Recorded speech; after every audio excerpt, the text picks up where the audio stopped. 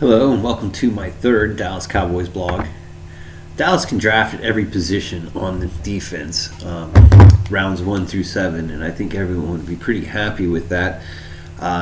We really could use a star safety. We've needed a star safety ever since Darren Woodson retired. It is an under-heralded position, but remembering players like Roman Harper all the way through Ed Reed and modern players like Earl Thomas, it just hammers the point home how important that position is, and it's not clear that Dallas has a guy that's going to be able to be that star player. The Dallas franchise is telling us Church can be that guy. Well, then the other safety has to get better because quarterbacks are always toasting someone and a star cannot emerge. I think position changes and offseason weight changes really hurt our defense. Injuries should be diminished next season with the same scheme, and players' bodies will be better accustomed to the rigors of this scheme. Still, watching Luke Kaluchey and Patrick Willis play deep into the playoffs while our star middle linebacker can't stay on the field is disheartening. This is why I want Davonte holloman to remain a middle linebacker, so we can have two good players there. Dallas is corrupt on defense. It's hard to get to the bottom of it. It's been a problem for a long time. All the draft picks, all the head coaches, and it's never been top of the league. Even the 2009 team wasn't really all that tough. They were helpless against Brett Favre in Minnesota. What it really comes down to is a lack of talent. Wade Phillips undermined the bottom of his roster by coddling players. Other times, Jerry has squandered second-round picks, diminishing our top-end talent. This is why Dallas is always leaky. Seattle has 4 Pro Bowlers in their secondary. San Francisco has 3 Pro Bowl linebackers. That is how you make a great defense. Lots of legit Pro Bowl talent. Some breakdowns are minimal, but often the 11th player on Dallas's defense just isn't good enough. So one way to get new talent is to discover bottom-end roster guys who emerge or to draft it. Wade killed our ability to discover it, and Jerry kills our ability to draft it. Dallas is getting better at finding decent players and developing them. Dallas in every franchise needs about 4 good players to draft just to be okay. 2009 is an example where we got 0 good players in the draft. In 2011, our first formal draft under Jason Garrett, we got 4 good players. That is Harris, Tyron, Murray, and I still believe in Bruce Carter. He'll have a monster 2014. Let's quit changing his position. 2012 is pretty bleak, though, when you see Mo Claiborne often injured and Tyrone Crawford on IR. I think both will have a better 2014, and I think Hannah still has a role in Dallas. Still with 2012, we have Kyle Wilbur, the unexpected hit at linebacker. James Hannah, Mo, and Tyrone Crawford. Matt Johnson is coming into his 3rd year. Maybe he'll be better the same way I hope Tyrone Crawford is.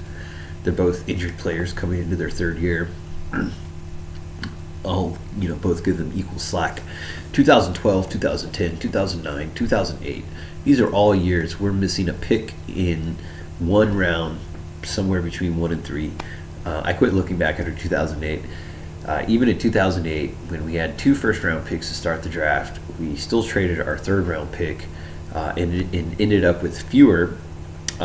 We ended up with less than 4 top 100 players. We actually went into the draft with 2 first-round picks, a second-round pick, a third-round pick, and then we traded the third-round picks so that we could move up from pick 29 to 25 to draft Mike Jenkins.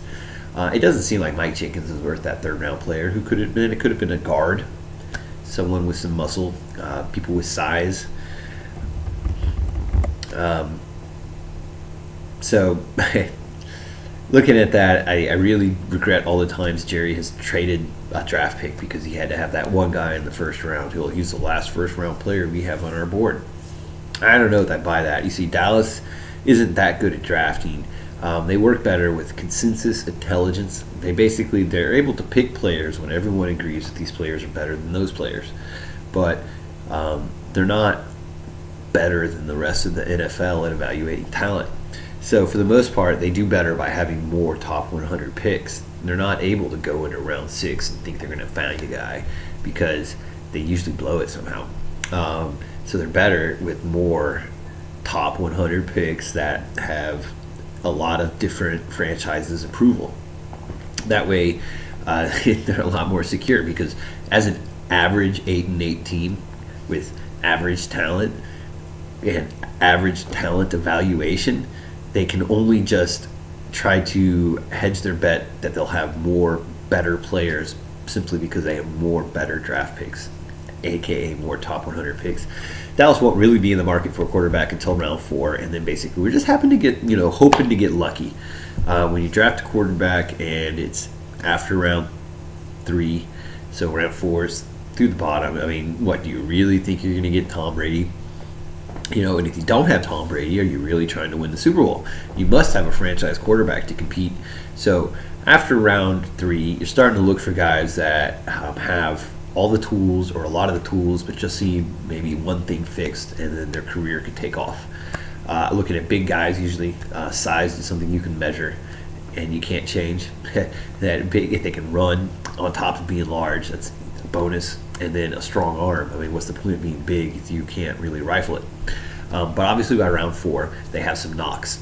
So a guy like Aaron Murray is a guy who's injured. He's very large. He's pretty mobile. I think he has a lot of tools, but he was never able to win the big games in the SEC. Of course, the SEC is very tough. There's a lot of players that didn't ultimately win the SEC that we had all hoped could eventually in their college career. Aaron Murray is a guy that might be there in round 4, though, that I think can be coached up and deliver in a pro system. A free agent wide receiver makes more sense to me than a draft pick. I'd worry that a draft pick won't be able to help out soon enough, especially because Dallas has so many more draft needs than a wide receiver, so the pick is likely to be low. That said, Dallas has little cash and seems to rarely sign bit-role wide receivers. If Dallas is picking a wide receiver late in the draft, I hope he has speed to burn, because we lack that one real take-the-top-off threat. We have 2 big dudes now. Terrence Williams is a very tall wide receiver, and Des Bryant's very large as well. It would be nice, though, to have a track guy that's trying his hand at football that you can maybe coach to catch. And that would really add an element to our offense. That said, like I started this blog post with, I think Dallas could draft defense in every round in 2014, and we'd all approve of that. In the next blog post, I hope to follow up more on that sort of subject. All right, signing off.